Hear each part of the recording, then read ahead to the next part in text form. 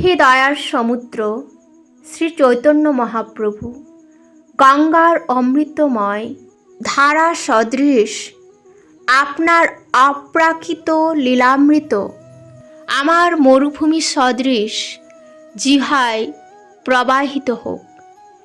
এই অমৃতের ধারাকে পরিশোভিত করেছে গান, উচ্চ সংকীর্তন ও নর্তনরূপ পদ্মসমূহ, যা শুদ্ধ ভক্তমণ্ডলীরূপ হংস, চক্রবাক ও ভ্রমরসমূহের বিহারস্থল।